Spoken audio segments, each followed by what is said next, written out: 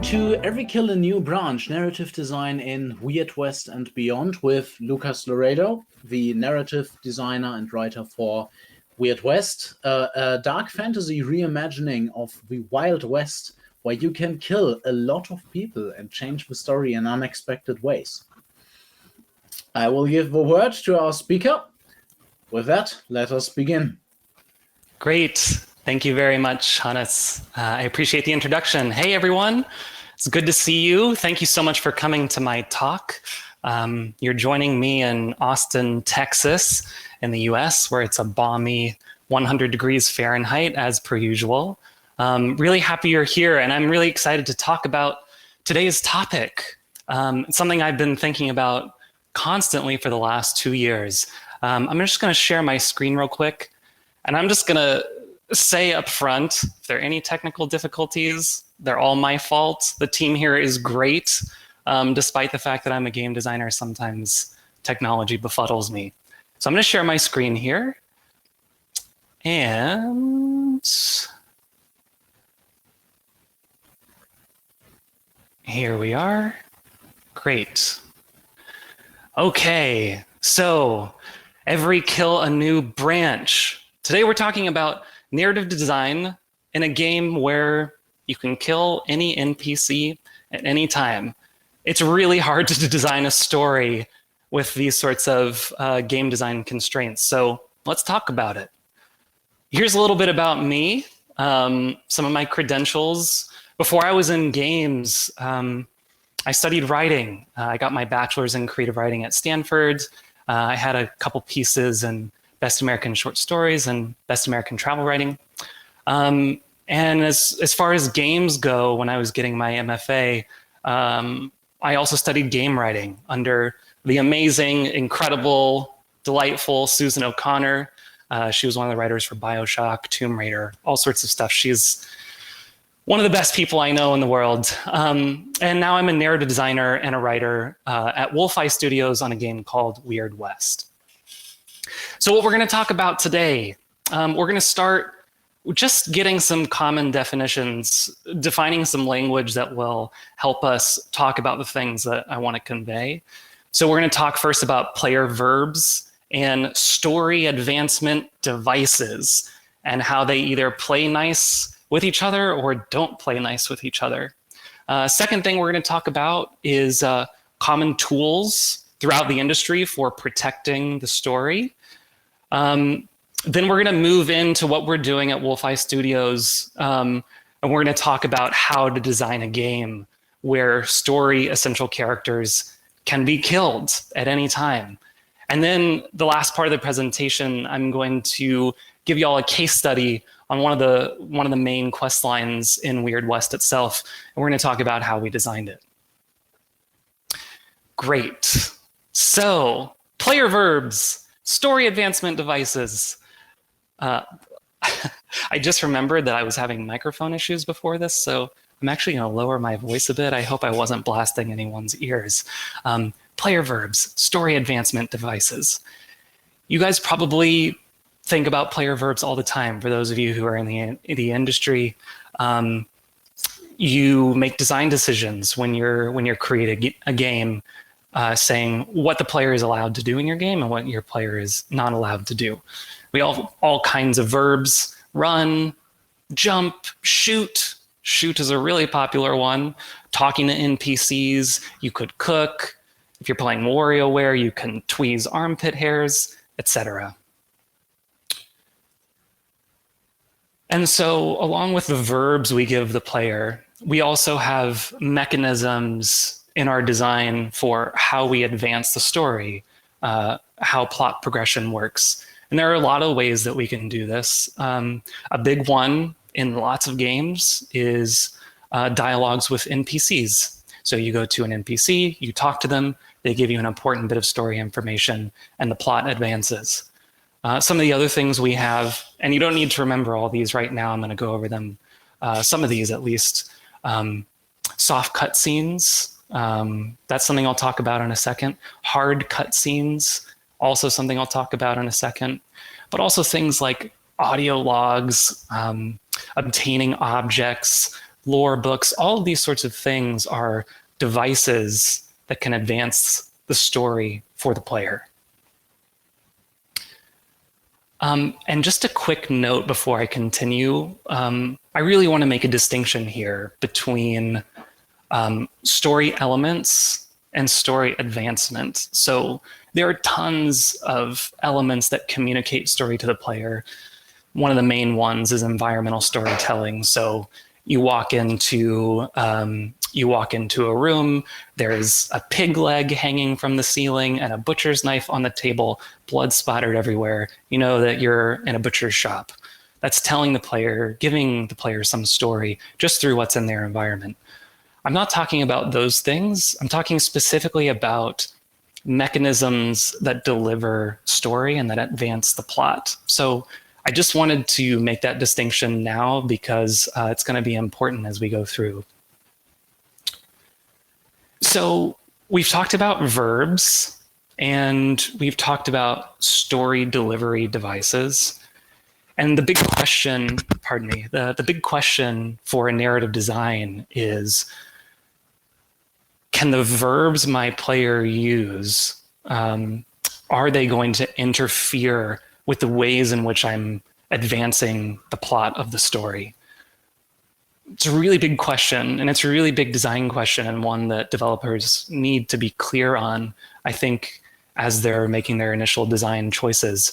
Because in games like What Remains of Edith Finch, the verbs that you give the player and the ways that the story advance are in total harmony. And the player verb, I guess put a better way, the player can never interfere or destroy the story, can never destroy a plot point. So if we look at What Remains of Edith Finch, if you haven't played it, by the way, the player is inside a big house. The story of their family is sort of imbued inside this place, and it's the player's job to interact with different objects in the house and learn the story of their family. So the main verb that the designers give the player is interact. And you can see in the first image I have here, this hand. So whenever you go up to an object that can be interacted with, this little hand pops up and the player has a moment of contextual interaction with that object. So what are the mechanisms for advancing the story in What Remains of Edith Finch? Well, there are these objects. You interact with an object, it delivers story to you. So in this example, the player walks up to a music box. There's a little interact. They can interact with the music box and they can wind it up. And once they wound it up, the box opens. And then you can see in the second image, we get the story of great grandpa Sven building this music box, and the narration goes on. So in this example, I really want to make it clear, there is no verb the player has at her disposal that can interfere with story advancing. I know it seems kind of obvious, but when you're designing a game, it isn't always so obvious, and choices you make at the very start can really get you into design troubles later on. So let's look at another game where the verbs the player has can't affect the story advancement. That game is Subnautica. And by the way, shout out to Subnautica. That is like one of my favorite games of the last 10 years. If you haven't played it, please play it. It's so good. The main storyline is that the player has crash landed on an alien world. It's an oceanic world, and their job is to construct a transportation device that can get them off this planet and back home. Right. So we're talking about verbs and we're talking about plot advancement. So the verbs that the player has in Subnautica are, they can swim around, they can explore, they can go in little submersibles and things like that. They can also craft, so they can gather resources, they can build something like this base that you see here in this image. And they can also attack. So attacking and killing is a verb that the player has available to them in this game. However, the ways in which the story advances it's impossible to destroy them or interfere with them with the way with the verbs that you have. So the way the story advances, you have radio calls. You can't attack a radio call, and you can't uncraft a radio call, and you can't unswim a radio call. Same thing with audio logs, which you find throughout the game world. And we also have a narrator, too, in this game, a sort of Cortana, if you played the Halo series, a sort of Cortana-like entity that just speaks to us through audio and gives us little bits of plot advancement as we go through. So again, in this example, the player cannot use any of their verbs to interfere with the story advancement. They can't destroy any plot delivery mechanisms at all. It's impossible. So what I want to talk about is what we're doing in Weird West and what other games like Divinity Original Sin 2 or the original Fallout games, games like these and what we're doing, the verbs that we have in our game do have the ability to affect and in some cases destroy our mechanisms for advancing the plot. So in other words, the verb is kill, and killable characters advance our story. Yeah, this is a huge problem. This is a huge problem. As you could predict, I imagine, this creates a ton of issues, tons of design issues. So the player can kill, right? And we have NPCs in our game. The NPCs can be killed. Some of these NPCs advance the main story, and therefore the player can break the story.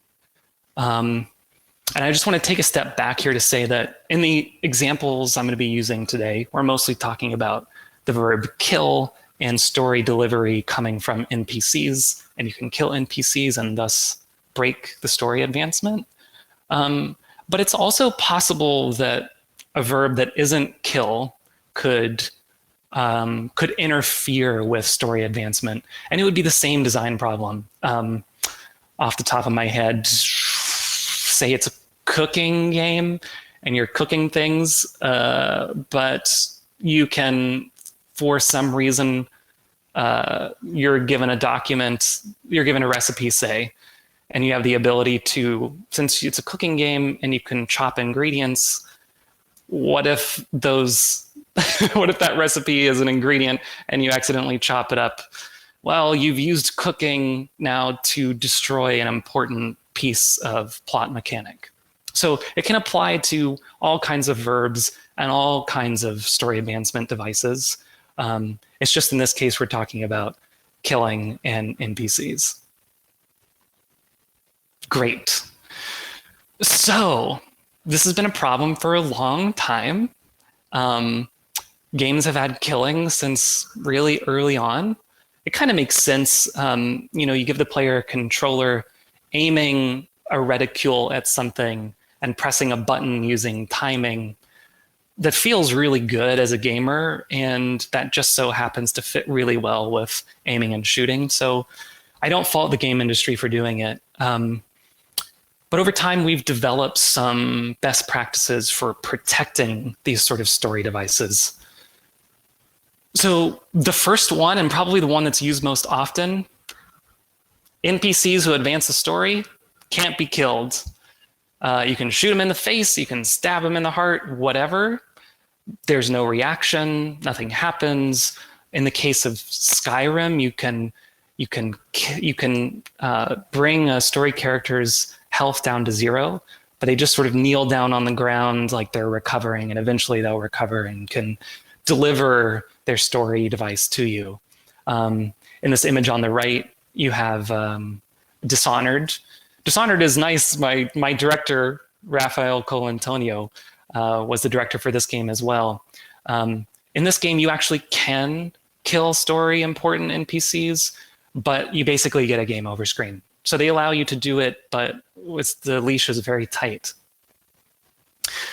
So another way we can deliver story, hard cutscenes. Here's an image from God of War, which we all know and love. A hard cutscene to me is one where we completely remove the player's ability to control what's happening. So the player's playing along, they're doing a bit of gameplay. Maybe you reach a gameplay crescendo, some big moment, and then we have a break and we reward the player with a cutscene. They can sit back, they can relax, they can watch a really beautiful in-game movie. And this is something we use a lot, and I think it's a fine device. I think that for a lot of players, that gameplay loop of intense gameplay and then a moment to rest and relax and breathe and be treated to, a visual feast is really rewarding and is a really nice, tight gameplay loop. The problem with this is that we completely take the controls away from the player. And to me, for me personally, and my sort of personal design ethos, I really want to keep the player in control as much as possible. And hopefully you never take control away from the player, at least in the way that I would like to design games. So we also have soft cutscenes. So here's an image from BioShock. A soft cutscene is where you don't take control away from the player. So in this case, the player is watching a scene happening behind a big pane of glass, and they still can move around. They can look where they want to. They could shoot at the glass if they wanted to. But the thing is, the glass is impenetrable. So the player will see what's happening behind the glass, and they have a sense of being in the game world and being able to interact. But in terms of design, this is a scene that is actually completely safe from the player's interaction. The player's verb shoot cannot actually affect this bit of story delivery. I think this is a bit better than hard cutscenes for my taste because the player never loses control. I think the issue with this design choice, though, is that for me, at least as a player, I end up catching on. And when you catch on to what's happening, it can feel a bit deflating. You try to shoot the glass, you can't. Oh, I'm just going to sit here and watch this movie, basically. I thought I was in danger, but actually I'm not. One other device that's really popular, and to all you designers out there, if this is a device that is available to you in your fiction, go to town, please use it. You can make a great game this way. This is the off-screen story supplier. So in this example, the player receives objectives and plot advancement through an entity that is not actually in the game world and can't be interacted with. So in the example of Halo, Master Chief has an AI in his suit that talks to him throughout the game, narrates what's happening, and sometimes also advances his objectives. Games like Portal do this really well. We all love GLaDOS, talking about the cake and such. Also, Prey. Prey has a great example of this. The AI called January speaks to the player throughout the game, updates them on story, updates them on objectives. For me, this doesn't break immersion at all, and it's a really good technique. If it makes sense in the game world that there would be someone talking to you as you play, it's really nice because then you don't have any conflict between the verbs you're giving your player and the way the story is delivered to them. Okay. I would say, though, that in the case of all of these, and this is not a knock at all on these design decisions, designing games is really, really, really hard, as many of you, I'm sure, know. For me, though, when it comes to video games as a medium, I want to use the medium as to its fullest, and I want to utilize what we can do in games that we can't do in media like film and television or novels. And for me, it's all about not breaking immersion, and it's all about making sure that the verbs we give our player are verbs that they can always use in a way that makes sense. So, you all with me still so far? Lots of talking. Take a deep breath. We're going to talk about now how to design a game where story advancing characters can be killed. So our verb kill and our story delivery mechanism, which is an NPC, telling us our next objective when these are in conflict. So some of our design principles for Weird West. So these were some of the things that, some of the design choices we made that we wanted to stick to throughout development.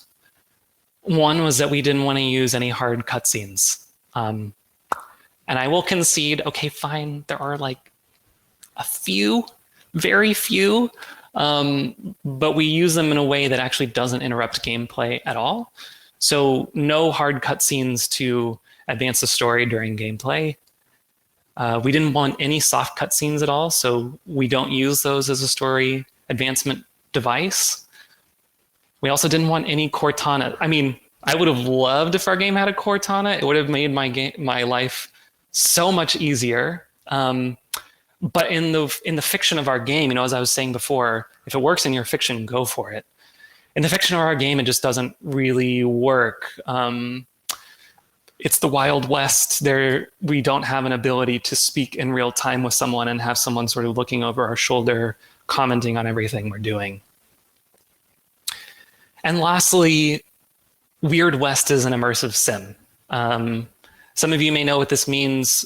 For those of you who don't, I guess explained simply, for me, an immersive sim is a game where the world always responds to the player's actions and the verbs they use without exception. So if you give them the verb kill and you say NPCs have health and are killable, you cannot make an exception. They have to be able to use their verb whenever they want to in a given context.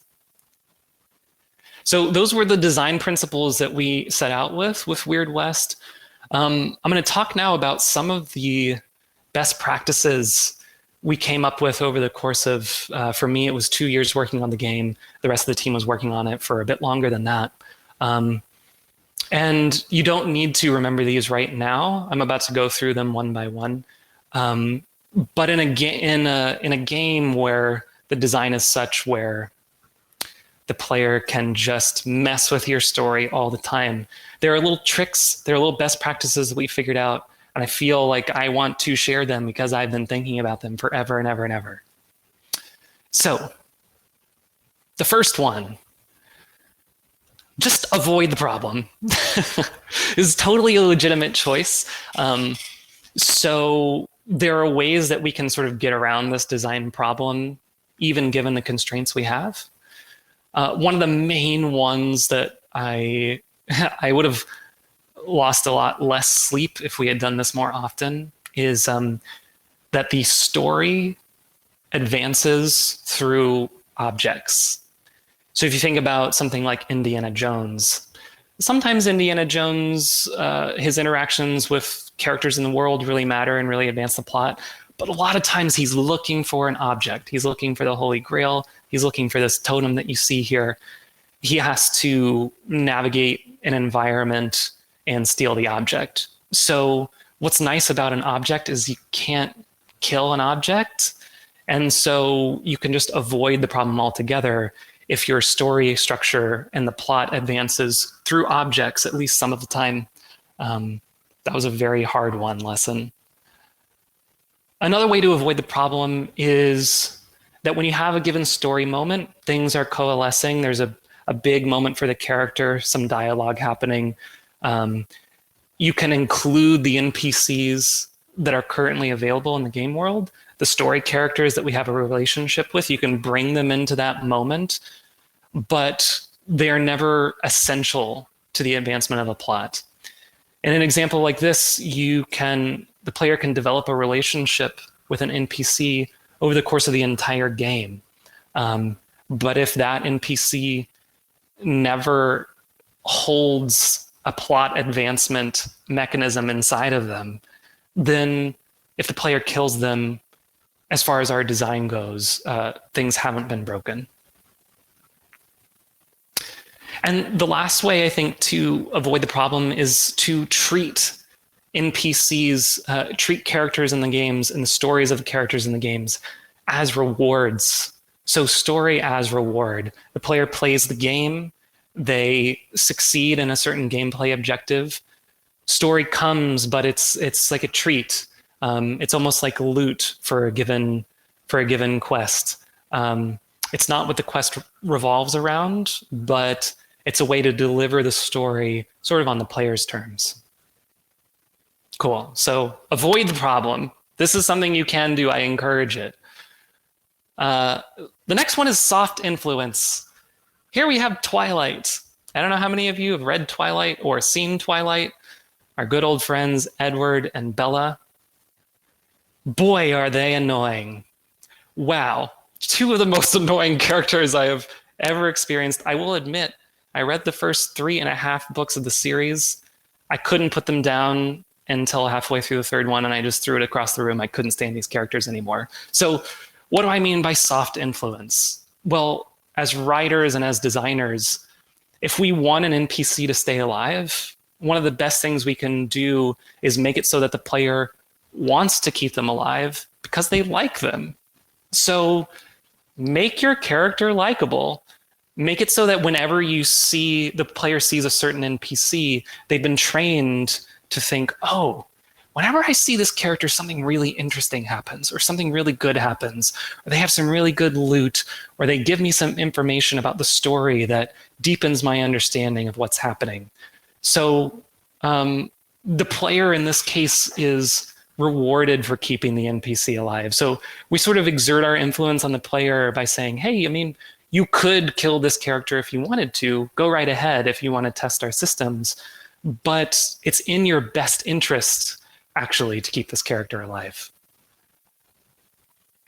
I will just say drawing that on Bella and Edward was one of the highlights of my day. Great. So that's soft influences. So ways of keeping NPCs alive, encouraging the player to keep NPCs alive.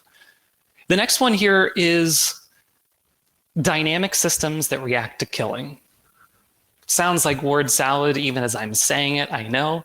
What do I mean by that? Well, in an immersive sim like ours, you give the player a verb like kill, and you give the player entities in the world, in this case, characters, NPCs, enemies that can be killed.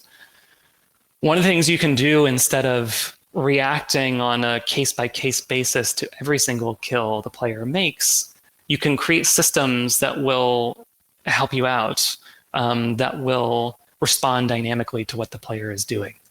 So in Weird West, one of the things that we have is a justice system. So if you go into a town, you talk to a sheriff, you go to a saloon, whatever, and then you decide, you know what? I'm just going to kill the sheriff because I want to. Absolutely, please do it. This is the sandbox of our game. We love for our player to express themselves. Go right ahead. But when the player does that, the justice system will kick in. So they will have a reputation decrease. A sheriff will come talk to them. As you can see in this image here, the sheriff says, "You done broke the law for the last time." And you can choose to fight him, or you can choose to go to jail. If you go to jail, your reputation will be cleared. If you fight, things get even worse for you. Your reputation gets even lower. So the game is responding dynamically to the choices that the player is making, given the verbs that we've given them. We also have a vendetta system. So say you are facing a gang of robbers or something like that. If you kill a bunch of them, but one of them escapes, then they'll start a vendetta against you. And they'll come back and they'll attack you later on in the game. They'll bring a posse with them. They'll be tougher. So there are consequences to that. Things like prices in shops go up if you have a bad reputation. If you have a good reputation, things go in the opposite direction and things are a bit easier for you. And I know that in this talk, we're talking about story advancing NPCs. And the examples I just gave are sort of for interacting with more generic NPCs. But these systems are really, really, really important when the player decides to go after a story important NPC. We'll have a sort of localized reaction to what they did, but sort of filling the story environment around them. These systems will be exerting their influence on the player also. So it sort of helps create a bit of, I hate that I'm about to use this word, but it's the only word I can think of, synergy between this choice the player is making and the story environment around them. Okay, everyone doing good? Taking a breather. Another great design choice is to have multiple ways to advance the same plot point. So say there's an NPC you need to talk to give you some information. Well, how about that NPC is not the only one who has that information? Put that information in a document in a safe nearby. Put it in multiple NPCs. Put it in a side quest or something like this. So the idea is that this will relieve design pressure on keeping a very specific NPC alive. Yes, they're an important story character. Yes, they give a lot of flavor to the game. But if the player kills them, it's not the end of the world. We have fail safes to pick up the slack. Good old Mickey, figuring out who to kill. So another best practice that came up for us is, and this is, I feel like, where we get into really embracing the design decision to make story characters killable. So in this case, I think a really strong choice is to make killing a story character an informed choice for the player. What do I mean by that? Okay, well, the player's going to kill. We know that's going to happen. So instead of avoiding it, let's plan on it happening. We'll assume that the player is going to kill someone important. So instead of avoiding it, let's actually, through the story, give them a really good reason to want to kill someone, to want to eliminate that NPC. Another way that you can embrace the player's desire to use the verb you're giving them is to make killing a moral dilemma. So yes, they could run around shooting willy-nilly, but what if you present them a story scenario where they need to make a choice between killing two different people, and based on the story information they have, they might choose one or they might choose the other. Killing one might have consequences the player understands. So in this case, making it clear to the player the story consequences of killing someone really makes not only the choice to kill someone feel informed and good for the player, it also means that when they choose to not kill an NPC, that's also a powerful choice. This is one of the other parts of this kind of design, is that if you give a player a verb like kill and you say you can kill anyone anytime, every moment the player is choosing not to kill, there's tension because the player knows that they could do it. And that's why the immersive sim for me is such an exciting design choice. So again, here, it's about who you kill, not that you kill, because we know you're going to kill. That's a verb we gave you. It's about who. Okay. And I'm all about making things easy for you if possible. So really pick and choose your battles. When it doesn't really matter, make an easy design choice. And what I mean by it doesn't really matter is, say, the NPC the player's interacting with has no more influence on the story at all. The player needs information from them now, but they're not going to come back. Okay, that's one scenario. Another scenario is the player has no good reason to kill this character, and they're just playing like a little trash gremlin because they want to test our systems and they want to see what happens. They're just playing, totally fine. But we haven't given the player a good reason to kill their main ally in the story or their best friend in the story. So in these moments, just stick a note on them. Just put a note in their inventory with the necessary information to advance the plot, dust your hands of it, and go on to fight bigger battles. Okay, and last but not least, the most meaty part, when it does count, when these are really important story characters who you want to remain alive for the course of the entire game, go all in. Go all in with branches, with alternatives, etc., and follow it through. This creates so much. It's a really expensive choice design-wise. It costs a lot to do this kind of stuff. But when it matters, it can be a really incredible experience to the player. So I'm going to go into detail about this one. We're going to do a Weird West case study where I show you how we go all in a certain quest line. And I'm also going to show you how we use those little tricks, the other tricks and best practices throughout that design. So I'm going to switch over to a flow chart. Did it work? Great. Okay, cool. So here's the flow chart we're going to be working with. And this represents a major quest line in our game. I've removed the details because the game hasn't been released yet, so there are no Weird West specific story details. I've created a sort of pseudo narrative, but the structure is the same. So let's start. This is a case study in killing story characters. And let's begin up here. So this storyline is a storyline about rivaling factions, okay?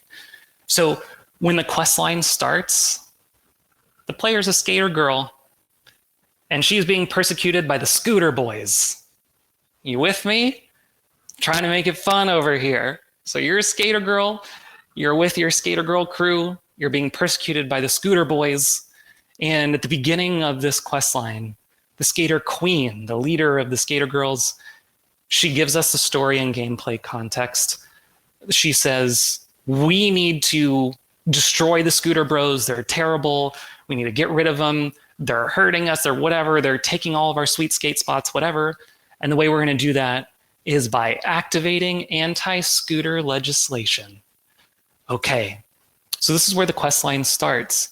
And already at the very beginning, we know our skater queen is going to be the one who is, as we talked about before, what is the mechanism for advancing the plot? Well, in this structure, the skater queen is going to be the one advancing the plot. You're going to get missions from the skater queen. You're going to return to her. You're going to do things for her, come back and report. She'll give you more things. So we know the skater queen is a really, really important story character. So we give the player control. Go ahead, do whatever you want. The player has the verb kill. They could immediately kill our skater queen right now at the start of the, you see all this? A lot of that involves skater queen. The player could just kill skater queen immediately if they wanted to. So we're going to use some soft influence. We're going to make skater queen really, really, really cool. Really, really likable. Give her some really great lines. She's going to give the player some great loot. It's going to be clear to the player that keeping this person alive is really in your best interest. So we arrive at this moment. Hey, does the player choose to kill the skater queen? We're going to assume that they don't. They like the skater queen. They choose no. We're going to go down. Okay. So now the player is going to complete some objectives. We're going to do a sort of like objective cycle here. And there's a lot happening in this circle. We're using a lot of our tools here. So in all of these quests, these little mini quests, these objectives, we're using our avoid the problem technique. So maybe some of the objectives have to do with acquiring objects, finding and destroying locations, all things that the player's verb cannot influence, cannot destroy. We're also going to use multiple paths. So, hey, there's an important skater girl you need to find somewhere out there. She's got really important information for you.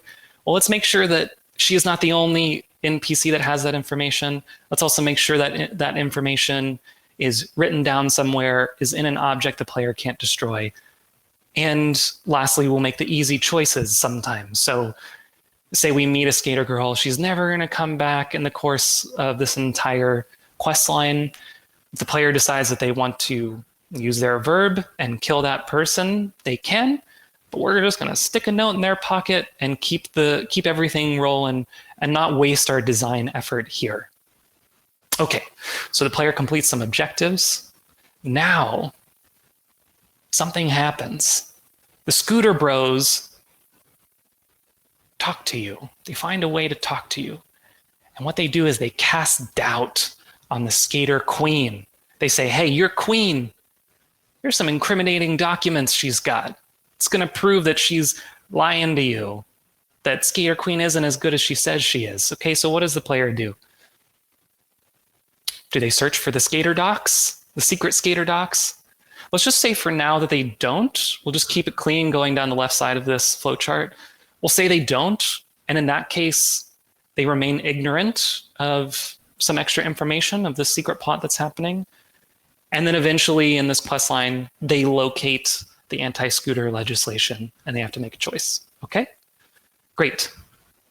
So this is our storyline. If the player chooses not to kill anybody, they pretty much play along. They don't really do any extra digging. Things work just fine. Now I want to look back at this moment.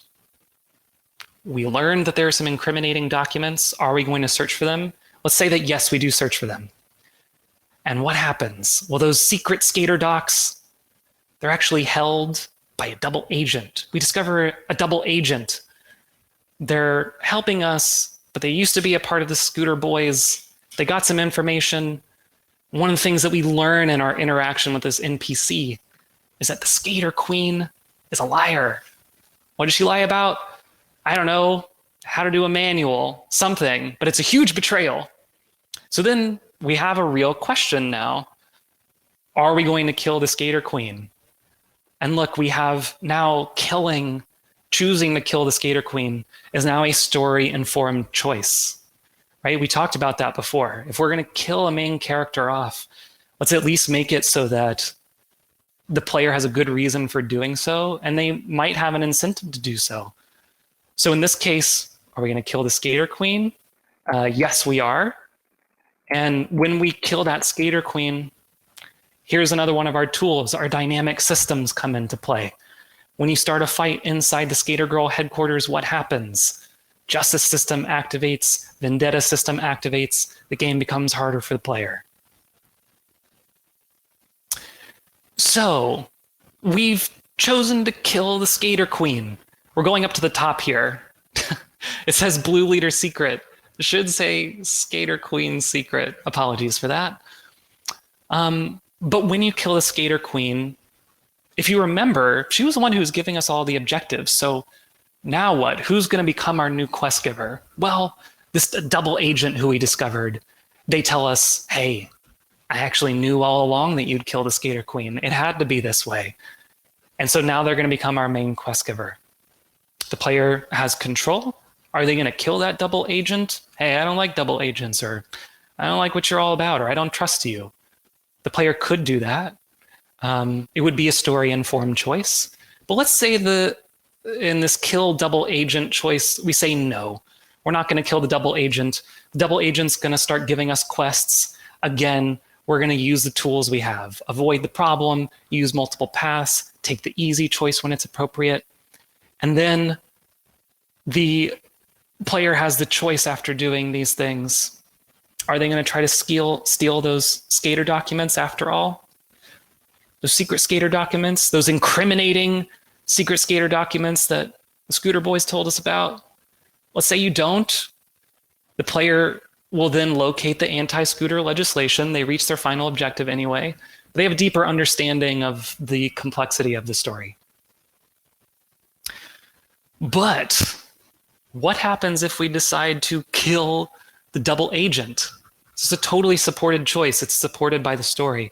We've given the player a reason that they wouldn't trust this person and they might want to go on their own. Totally valid choice. We've empowered the player to make this choice. So if they kill this double agent, they'll find those secret skater documents. And what do those documents reveal? One level deeper, something even more insane, something we weren't expecting. That the Skater Queen, our queen, totally a puppet of the double agent and didn't even know it. So the double agent was playing Skater Queen the whole time. We didn't know that. Also in these documents, we learned some really important information that leads us to believe that actually, this war with the Scooter Bros, it doesn't even make sense. Scooter Bros aren't actually so bad. It's actually our Skater Queen who might be the bad one. Okay? So now with all this information, the player again locates the anti-scooter legislation, and then they get to make a choice. The player enters this choice of, hey, am I going to use this anti-scooter legislation to screw over the Scooter Boys or not? The player will have different levels of knowledge story-wise, depending on what they investigated, who they killed, what happened. But let's say they're there with the anti-scooter legislation, and they're like, no way, I'm not going to use this. I like the Scooter Boys. I learned to love them. Okay? Then the question is the Skate Queen or the Double Agent still alive? Has the player killed them? If they're still alive, there's going to be a big old battle with the Skate Queen and the Double Agent. We betrayed them. They're going to battle us. Makes it harder for the player. If not, the player gets to activate that. The player gets to end the quest having not activated the legislation. If we go back up to that choice and we say, actually, heck yeah, we're going to pass this legislation. Screw Scooter Boys, they suck. Then the quest line will end in that way. Okay, so now that you have a sense of sort of the workings of this quest line, I want to show you what happens and how we provide for the player who wants to just come in and kill everybody from the get-go, because that's a player choice that we have to also respect and honor too. So let's say the quest line starts, you learn about the Scooter Boys, the Skater Queen gives you an objective. We try doing some soft influence. Hey, the Skater Queen's so cool. Look, she gives you a super cool skateboard. And the player's like, I don't care, I'm just gonna kill her. Okay, fair choice. We're going to choose the yes route going right. Some of our dynamic systems activate, the justice system, vendetta system, all the stuff. And in that case, the player will get contacted by this double agent. Remember our double agent in the shadows who usually the player finds through investigation? Well, if they just kill the Skater Queen at the very beginning, that double agent is going to come talk to us. We're going to learn that the Skater Queen was a liar, and we're going to go directly over to the right into the double agent becoming our quest giver. Cool. She was like, I always knew that you would kill the Skate Queen. No problem. And the player's like, I know that you're now my quest giver, but I'm going to kill you anyway. So do we kill the double agent? Yes, we do. Yes, we do. Because we're playing like a trash gremlin. But that's okay. We're going to kill that quest giver. We're going to find those secret skater documents. We're going to learn that the Skater Queen was a puppet of the double agent, and also that the Scooter Bros really aren't so bad. And the player will have all the information. They'll go all the way down to the end here, and they'll make their choice. In that playthrough, the player misses a lot of content. They really miss a lot of content.